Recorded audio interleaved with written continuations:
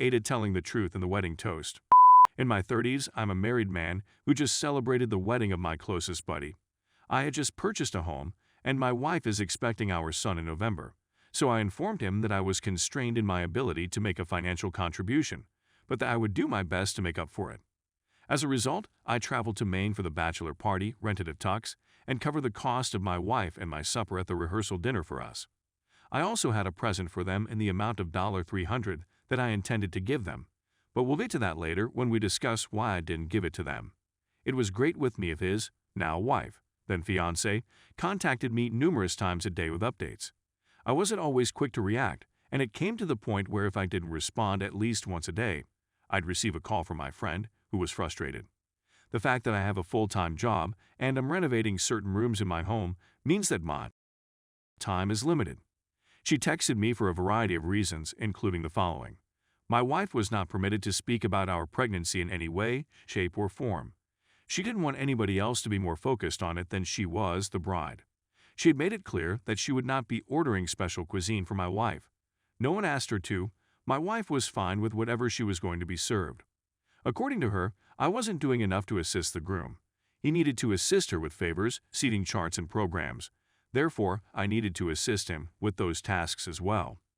She also said that she would be available to assist with thank you cards after the wedding. She said that if I was a genuine best man, I would offer to cover the cost of the bar tab. I have absolutely no idea what it implies. She had to read and approve my speech before to the rehearsal dinner, and she wanted to be included in the festivities just as much as my pal. She instructed me to make up stories if necessary. I was also not permitted to involve anybody other than the two of them, and I was not permitted to tell any inside jokes or anecdotes about my friend that did not include her. Her final text instructed me to remind my wife to maintain her composure and avoid making a disturbance at the wedding reception. Additionally, she desired that she chose an outfit that would as little as possible draw attention to her pregnancy. I was simply so enraged that I called a buddy to see if he could help me reason with her. He did. He urged me to simply go with the flow on this one, since it was her day, and to give him a break because he'd be dealing with her for the rest of his life if I did nothing. I was irritated at the time, but I eventually cooled down. On the day of the wedding, all the bride and my best friend do is chastise me, berate me, and yell instructions in my head. While I'm down at the bar getting a drink, I run into the bride and her mother, who begs me not to get too drunk since I've already destroyed her daughter's special day. The last straw. When they asked for the cash, I didn't give them the card, and, in my speech, I used the identical words that my buddy used to describe having to live with her for the rest of his life. I wished them the best of luck and assured him that I would be there for him at all times, particularly through the divorce. AITA, Story 2. AITA for not wanting to change my name and asking fiancé to change hers. The last 3.5 years have been spent with my fiancé, 24 years old, who is also 27 years old. We have an extraordinarily wonderful relationship, and I can't imagine my life without her in it. Despite this, we have had difficulties settling this disagreement, which is why I posted here on her advice. The topic of marriage and what it would look like has come up more and more recently in our conversations. For me, one of the most important aspects of marriage is becoming family with each other. Includes adopting each other's last name. When I think of being linked with her in that way, I get immensely glad and thrilled, as if we are a legitimate couple that the whole world should recognize. She, on the other hand, prefers to keep her last name, since she feels it would be to have to change it. I believe that's a wonderful thing, but I'm the only guy on my mother's side of the family who might potentially carry on the family name. I have 2 sisters who are already married, so it's really just me and my mother left. It's a really unusual given name, not one like Johnson or Smith, for example. As a result, if I do not carry on the family name and pass it on to our children, it will be lost forever. I was told by my fiancée that she didn't care about matching our names and that I could change my name to hers so that we would match, or that we could both keep our own last names until we were married. It is because she has a brother that her family name will be handed on in any case. Thus, it differs from mine, and I believe she should negotiate with me in order to have her name changed. For not wishing to alter my family name and instead requesting her to change hers, am I considered AITA? AITA. I'm getting some questions about whether or not we should hyphenate our names. I'm prepared to do so, but she is not. She does not want to change her last name at all owing to the of doing so, So she basically says I must either adopt her name or accept that we will have different last names. Aside from that, some pundits are stating that this is my hill to die on. It's not, or I wouldn't be posting here.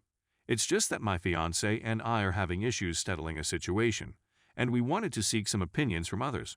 I'm not going to / can't force her to do anything, and she knows it. At a #2. It's difficult to keep up with all of the comments, but I'm reading them all, and my fiancé is as well. She seems to be enjoying herself, which makes me happy, but I want to address a few of additional concerns that have arisen.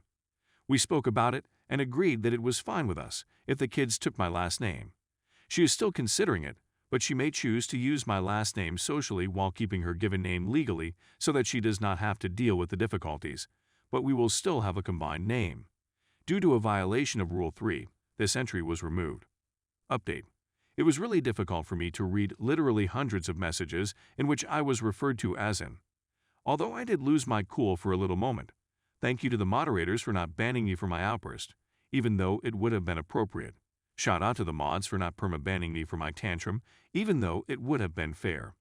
However, my wife and I went through each and every comment together and had a thorough discussion about everything. I had not considered the patriarchal / historical implications of asking a woman to take a man's name and give up her own before posing this question. To be honest, it's not something I'd been exposed to much before. It turned out that this had been going on in the background for my wife and was causing her distress, but she wasn't fully aware of it, much less able to articulate her feelings to me about it. So it wasn't only about the paperwork and inconvenience of changing her name that she was apprehensive. She was also apprehensive because she felt odd about changing her name. I had no idea she was feeling that way, and I was pleased that some individuals gave her the vocabulary to be able to talk about it with me in detail. As part of our strategy for resolving this problem, we conducted 23andMe testing and created family trees, which were both successful. This turned out to be a really enjoyable experience, and we both learned some amazing family stories and tidbits from our relatives. I would strongly advise other couples to give it a go as well. We both feel much more connected to our personal histories, and as a result to our last names now than we did before. And it was very significant for me to link our trees together because it gave me the sense of romantic connection I was looking for that I was able to achieve with the names. What was the final outcome? We were legally married 2 weeks ago, but we did not get a formal name change. We're thinking of hyphenating our names in the future. Who knows? In the meanwhile, we are both enjoying the novelty of our marriage and do not feel obligated to do anything immediately. In the event that we are blessed with any children, we will also give them hyphenated names. I am thrilled to be married to the love of my life, even though we are not yet a matching Mr. and Mrs. for the time being. I would still want to be someday, but if we do, the trouble of changing our names will be something we all have to deal with rather than something that is unfairly burdensome on each of us. Most importantly, this event has had a significant impact on the way my wife and I deal with disputes or conflicts when we are together. Everything is done gradually, with kindness and without prejudices, until we are able to understand one another, and that has been the most pleasant thing to come out of this whole process. So even though I didn't plan to say it, I'd want to express my gratitude to everyone who called me in a few months ago. My wife would want to express her gratitude as well.